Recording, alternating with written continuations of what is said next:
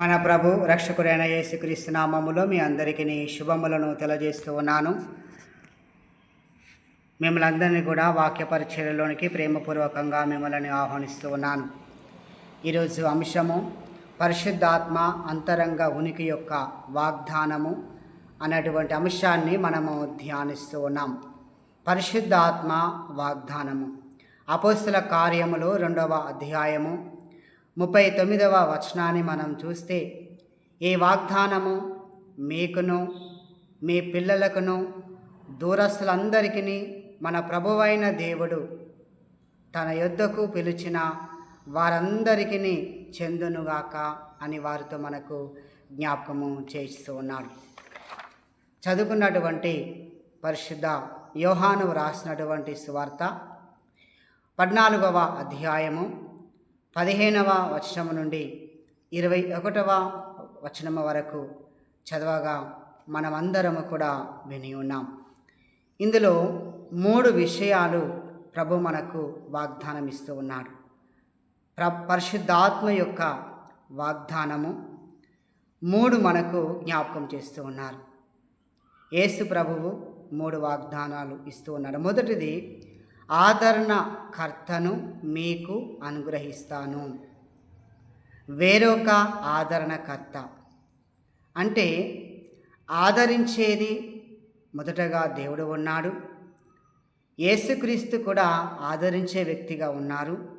వేరొక ఆదరణకర్త పరిశుద్ధాత్మ దేవుడు ఆదరణకర్తగా ఉన్నాడు. నేను ప్రార్థిస్తేనే ఆ ఆదరణకర్త మీ వద్దకు వస్తాడు అన్న విషయాన్ని జ్ఞాపకం చేస్తూ యోహాను సువార్త 14వ అధ్యాయము 16-17 వచనాలలో మనము చూసినట్లయితే, ఆ ఆదరణకర్త సత్య స్వరూపియగు ఆత్మ మీకు అనుగ్రహింతును అని చెప్పేసి ఇక్కడ జ్ఞాపకం చేస్తూ ఉన్నారు.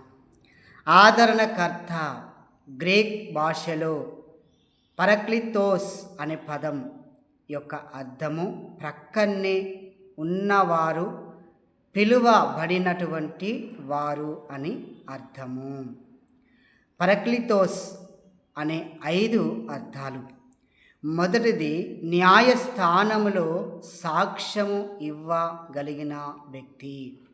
మత్తయి సువార్త 10వ అధ్యాయము 17 నుండి 20 వచనాల వరకు మనం చూస్తే, అక్కడ యేసు ప్రభువు తన యొక్క శిష్యులకు చెప్తున్నటువంటి మాటలు, మీకు శ్రమలు వచ్చినప్పుడు, హింసలు వచ్చినప్పుడు, మిమ్మలను ఈడ్చుకొని ప్రధాన నాయకుల యొద్దకు, రాష్ట్ర పాలకుల యొద్దకు మిమ్మల్ని తీసుకుని వెళ్ళినప్పుడు మీరు ఏమి మాట్లాడాలి, ఏమి చెప్పాలి అని మీరు ఆలోచన చేయకుండా సమయోచితముగా నా తండ్రి ఆత్మ మీలో ఉండి మాట్లాడును అని చెప్పేసి జ్ఞాపకం చేస్తున్నారు. రెండవదిగా, ముద్దాయి తరపున బ్రతిమలాడే న్యాయాధిపతి. మూడవదిగా, క్లిష్ట పరిస్థితులలో మంచి సలహా ఇచ్చేటువంటి వ్యక్తి. నాలుగవదిగా, నిరాశలో ఉన్నటువంటి వ్యక్తికి నూతన శక్తిని, ఉత్తేజాన్ని ఇచ్చే శక్తి. ఐదవదిగా, అవసరములో ఉన్న వ్యక్తికి సహాయపడేటువంటి వ్యక్తి పరిశుద్ధాత్మ. గ్రెగోరీ వేద పండితులు, సెయింట్ గ్రెగోరీ ఈ విధముగా పలుకుతారు. క్రీస్తు ప్రభువు జన్మించినప్పుడు మరియా యోసేపులను దేవుడు వారిని ఒంటరిగా, అనాథగా వారిని వదలలేదు. క్రీస్తు శోధనకు గురైనప్పుడు పరిశుద్ధాత్మ యేసు ప్రభువుని ఎడారికి తీసుకొని వెళ్ళినది. యేసు మరణ, పునరుత్థాన, ఆరోహణ సమయాలలో కూడా పరిశుద్ధాత్మ తోడుగా ఉన్నారు అన్న విషయాన్ని మనకు జ్ఞాపకం చేస్తూ ఉన్నారు. రెండవ వాగ్దానము, నేను మిమ్ము అనాథలుగా విడువను అని యేసు ప్రభు వాగ్దానం ఇస్తున్నాడు. యోహాను సువార్త 14వ అధ్యాయము 18వ వచనాన్ని మనం చదువుకుందాం. మేము అనాథలుగా విడువను, కొంతకాలమైన తర్వాత మీరు నన్ను చూస్తారు, కానీ లోకము చూడదు అనగా యేసు పునరుత్థానమైన తర్వాత శిష్యులు యేసు ప్రభువును చూశారు. కానీ లోకములో ఉన్నటువంటి వారు ఎవరు కూడా యేసు ప్రభువుని చూడలేకపోయారు. యోహాను సువార్త 8వ అధ్యాయం 29వ వచనాన్ని మనం చూస్తే, నన్ను పంపిన వాడు నాకు తండ్రి తోడుగా ఉన్నాడు గనుక నేను ఈ కార్యములను చేయుచున్నాను అని చెప్పేసి అక్కడ జ్ఞాపకము చేస్తూ ఉన్నారు. వేద హింసలు చెలరేగినప్పుడు, విశ్వాసము పరీక్షకు గురి చేయబడుతూ ఉన్నప్పుడు, అనారోగ్య పరిస్థితులలో ప్రభు నాతో ఉన్నాడా అనే సందేహం మనకు వస్తూ ఉంటుంది. కానీ ప్రభు మనకెప్పుడు తోడుగా ఉంటాడు. మనం దిక్కులేని వాళ్ళము కాదు, అనాథలము కాదు. దేవుడు మన ఎల్లప్పుడూ కూడా తోడుగా నడిపించే తోడుగా ఉంటాడు. ఎందుకంటే ఆ దానియేలు గ్రంథము 3వ అధ్యాయము 19 నుండి 30 వచనాల వరకు మనం చూస్తే, షెడ్రెక్, మోషెక్, అబేద్నెగో వారు అగ్నిగుండములో వేయబడినప్పుడు 4వ వ్యక్తిగా దేవుడు ఉండి అగ్నిగుండములో నుండి షెడ్రెక్, మేషక్, అబేద్నెగో వారిని రక్షించినట్లుగా మనం చూస్తున్నాం. దానియేలును సింహపు బోనులో నుండి రక్షించినట్లుగా మనము చూస్తూ ఉన్నాం. ఒక విధవరాలి కుమారుడు చనిపోయినప్పుడు యేసుప్రభు జీవముతో లేపినట్లుగా మనం చూస్తున్నాం. మరియా మార్తలు దుఃఖిస్తున్న సమయాలలో యేసయ్య వారి యొద్దకు వెళ్ళి వారిని ఓదార్చినట్లుగా మనం చూస్తున్నాం. కనుక మీరు అనాథలు కాదు, నేను జీవించుచున్నాను కనుక మీరును జీవిస్తారు అని ప్రభువు వాగ్దానం ఇస్తున్నారు. 3వ వాగ్దానం, నా ఆజ్ఞలు అంగీకరించి వాటిని గైకొని వాడే నన్ను ప్రేమించేవాడు. నన్ను ప్రేమించేవాడు తండ్రి వలన ప్రేమింపబడును. యోహాను సువార్త 14వ అధ్యాయం 21వ వచనం. ఈ యోహాను సువార్త 14వ అధ్యాయంలో నన్ను ప్రేమించిన ఎడలా అనే మాట 3 సార్లు పలకడం మనం చూస్తాం. యోహాను సువార్త 14వ అధ్యాయము 15వ వచనములో మనము చూస్తాము. అలాగే యోహాను సువార్త 14వ అధ్యాయము 21వ వచనంలో మనం చూస్తాము. అలాగే యోహాను సువార్త 14వ అధ్యాయము 24వ వచనములో మనము చూస్తాము.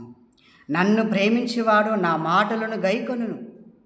మీరు వినుచున్న మాట నా మాట కాదు, నన్ను పంపిన నా తండ్రిది. ఎందుకు ప్రేమించాలి అంటే దేవుడే మనల్ని ప్రేమించాడు. యోహాను సువార్త 3:16లో దేవుడు లోకమును ఎంతో ప్రేమించింది. ఆ ప్రేమే తన కుమారుణ్ణి మనకు అనుగ్రహించాడు ప్రేమ ద్వారా.